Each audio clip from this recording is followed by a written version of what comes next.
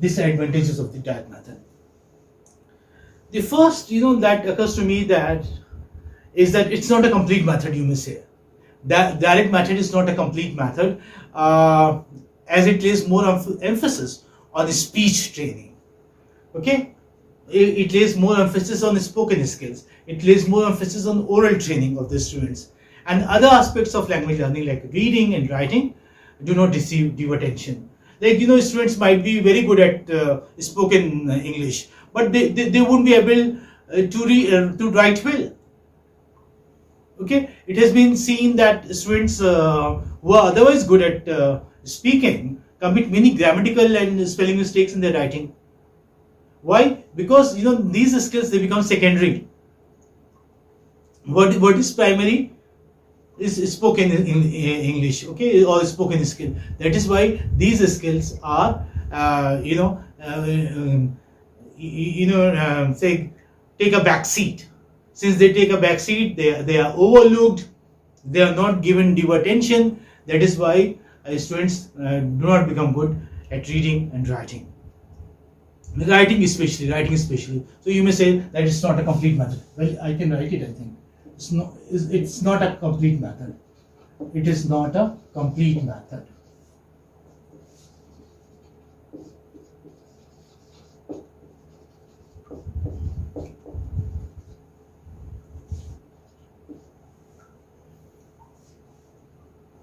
Okay. Yes. Why did I say that it's not a complete method? Because the reading and writing skills are not paid due attention. Very good. And again, I would say that suitable teachers are not available. Someone has rightly said that direct method suits only smart teachers and smart students. It suits only the smart teachers and smart students.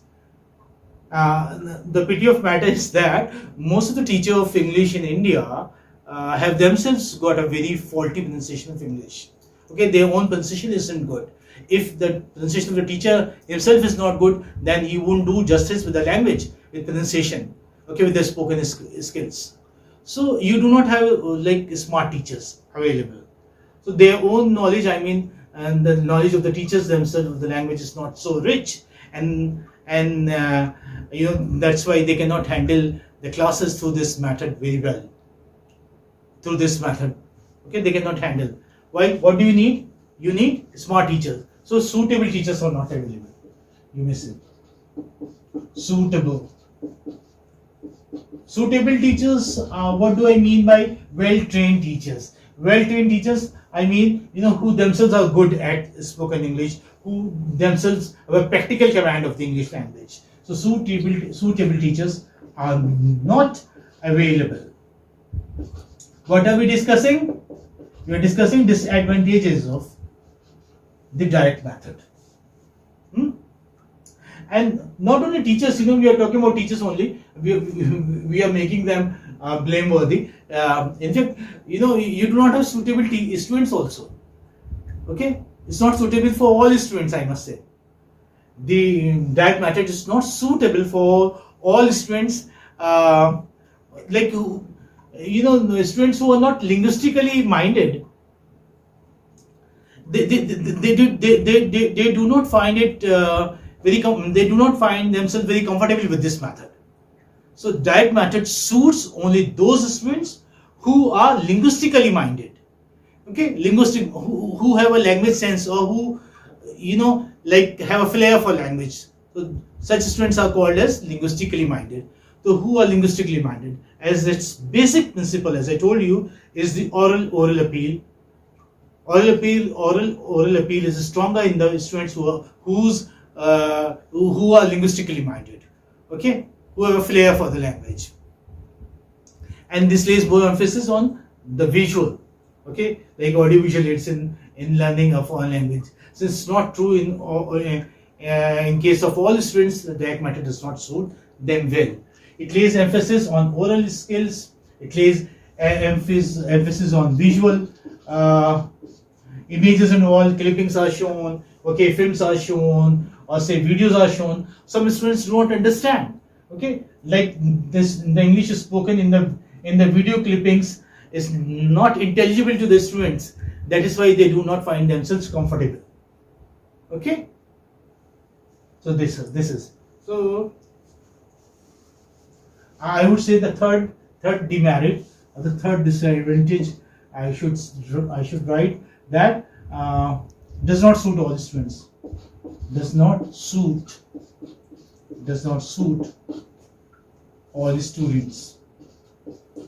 What do I mean with by this? That it suits only smart students who are linguistically minded. And those who are not linguistically minded, it doesn't suit them. And another thing, because suitable teachers are not available, that's why like it is difficult for explanation also. Okay, difficult for explanation. Okay, let me write it.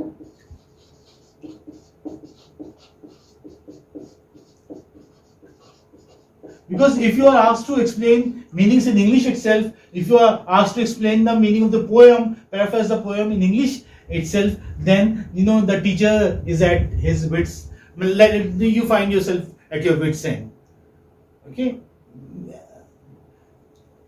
like if a teacher is good at English, then only he can paraphrase a poem in English, in the target language. Otherwise, he would explain the mother tongue. So the explanation isn't that easy. Like of the 4 ways of explaining,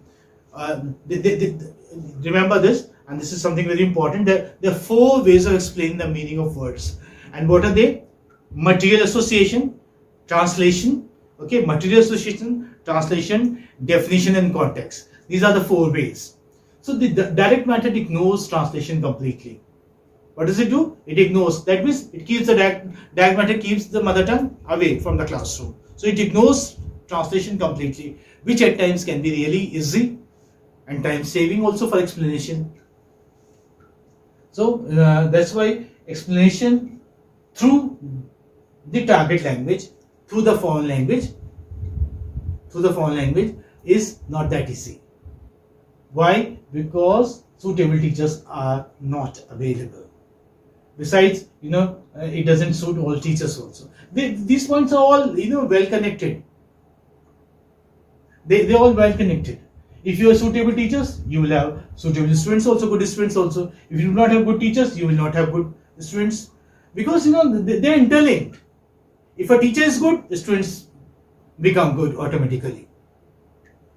If a teacher himself isn't good, if his own pronunciation is faulty, then how can he teach the right pronunciation? So this is the flaw. So I would say that this is not the flaw with the method. Okay, this is not the flaw with the method. It is the flaw with the teachers. It is the flaw with the personnel. It is the flaw with the people, that they do not know the foreign language. Okay, do you understand this? Yes, sir. So they are not very strong disadvantages. They are very weak ones. Since we have to discuss disadvantages, that's why we are discussing them. Otherwise, if my personal opinion is sought, I would say that this is one of the best methods of language teaching. I won't say that no method is ultimate, but this is the best method in a way, right? And then you need certain facilities also. We were talking about audiovisual aids. We were talking about say video clippings and all. How can you show video clippings? How can you show PPTs and all if you do not have the gadgets, proper gadgets? So lack of other facilities. We do not have facilities available there in our schools and colleges. So lack of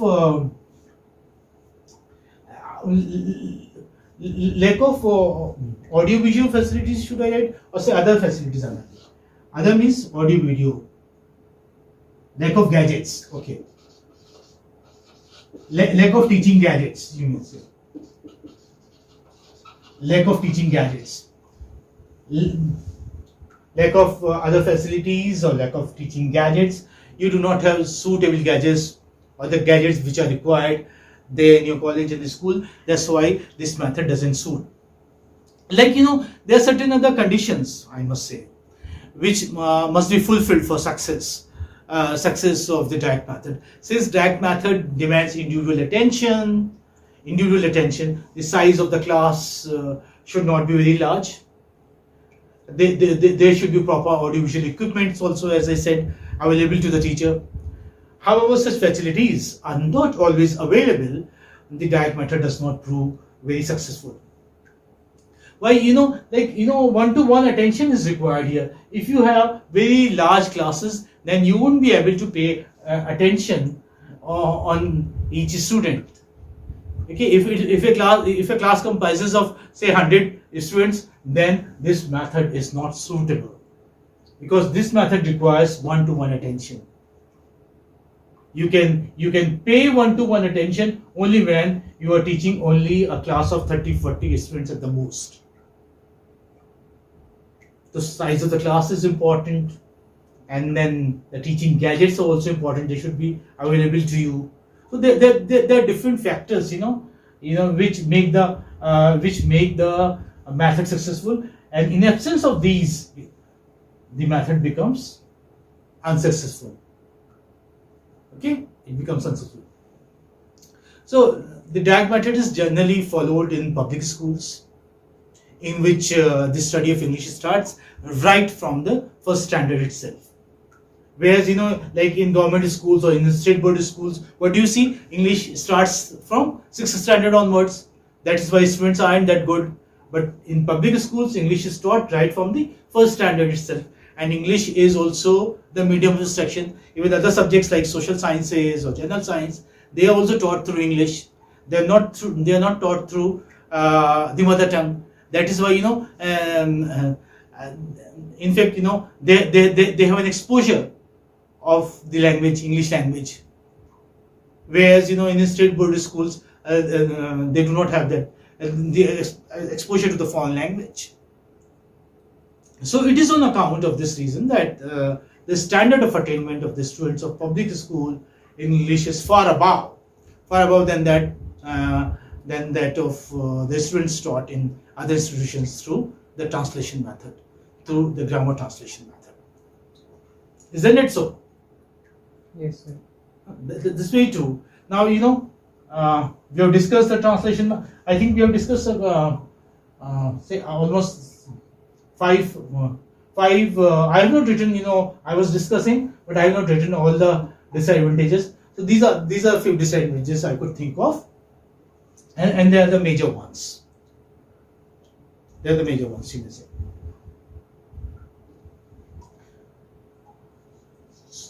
So the direct method came as a reaction to the translation method. It came as a revolt, you may say, to the translation method of learning the English language. Why? Because translation method does not give much emphasis on the spoken skills, and to know a language, what is important? Knowing the spoken form is very important.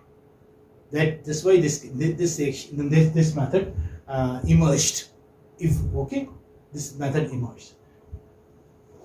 How about if we have a quick comparison, because you have learned two methods by now. We have had discussion on the translation method prior to this, and now we discuss the direct method. So the two methods, and these two methods, they are a contrast to each other, I must say. Are they not? They are a contrast to each other. I wouldn't say that this is good and this is bad. Both methods you have seen have their advantages, and both methods have their disadvantages as well. So we can have a quick comparison. Yes, the direct method avoids close association between the foreign language and the mother tongue. What does it do? It avoids the close association between the language and the mother tongue. What do we see here? We see here that the direct method tries to establish a kind of bond between the thought and expression. okay, between the thought and expression. But the translation method doesn't. The translation method maintains, I must say, close association between the foreign language and the mother tongue. Mother tongue is as much the part of a translation class as is the target language. Like if you happen to enter a class being taught through translation method, you wouldn't be able to make out whether Hindi is being taught or the English is being taught. Why? Because the teacher would be speaking Hindi most of the time, or at least half of the time. So you may say the translation method maintains close association between the foreign language and the mother tongue, whereas the direct method avoids. So this is the first contrast. Another can you think of? Yes? The direct method lays emphasis on speech. Very good. Very nice. The direct method lays emphasis on speech. The direct method lays emphasis on oral training. The direct method lays emphasis on spoken skills. Very nice. Whereas the translation method lays no emphasis on the speech. It does not lay emphasis on speech. What does it teach? It teaches words, and it teaches words also through translation. You rightly pointed out that direct method lays emphasis on speech, on oral training, whereas the translation method does not lay emphasis on speech. And then another point that you can think of, a point of contrast, I mean. The direct method is a natural method. Direct method, very nice, beautiful. Direct method is a natural method. Why is it called a natural method? Why do we call it a natural method? Yes, because it follows the method of learning the mother tongue. Very nice. It follows a child's natural method of learning a language. The way a child picks up a language, translation method also, the direct method also teaches English through that natural method. It teaches English naturally, spontaneously. Why? It begins right from the first standard, or say from the play group, I must say. So students pick up the language naturally. So direct method, as you pointed out, follows a child's natural method of learning a language. So it's a natural method. Whereas the translation method follows the adult's logical way of learning a language. How do they learn? They first learn reading. And after the reading, they learn writing. Spoken, they never learn. Even at the later stage, advanced level, students do not gain mastery over their spoken skills. Okay, they know how to read, they know how to write, but they do not know how to speak English. So this is the biggest flaw of translation method. The students who are taught through translation method never learn to speak in English. Why? Because it follows the adult. This is how adults. This is how the Greek and Latin was taught. They were taught through the translation method. This is how the Sanskrit is taught. This is how the Persian or Arabic is taught in our country. If you happen to learn a foreign language, how are you going to learn it? You are going to learn reading first.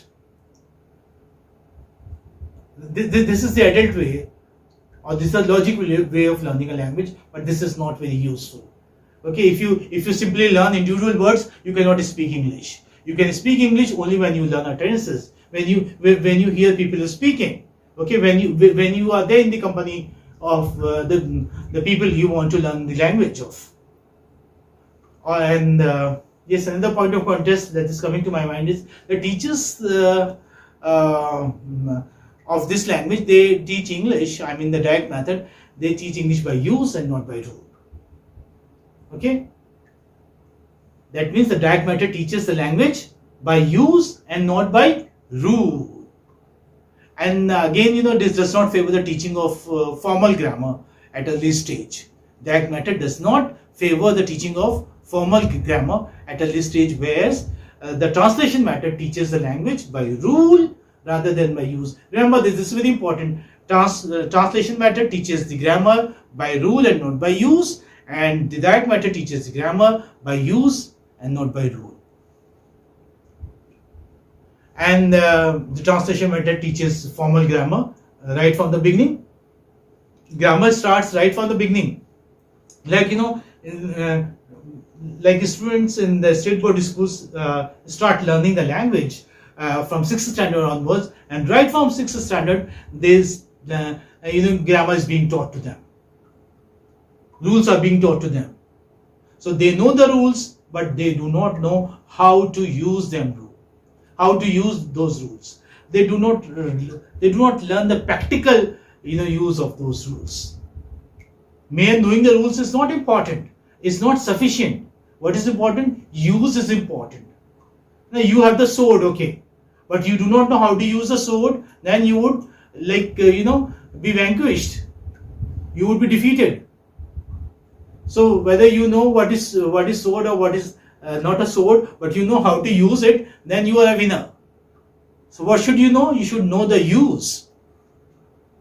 You should know the use. Use is more important. So direct method lays emphasis on use and not on rules, whereas the translation method lays emphasis on rules and not on use. This is okay.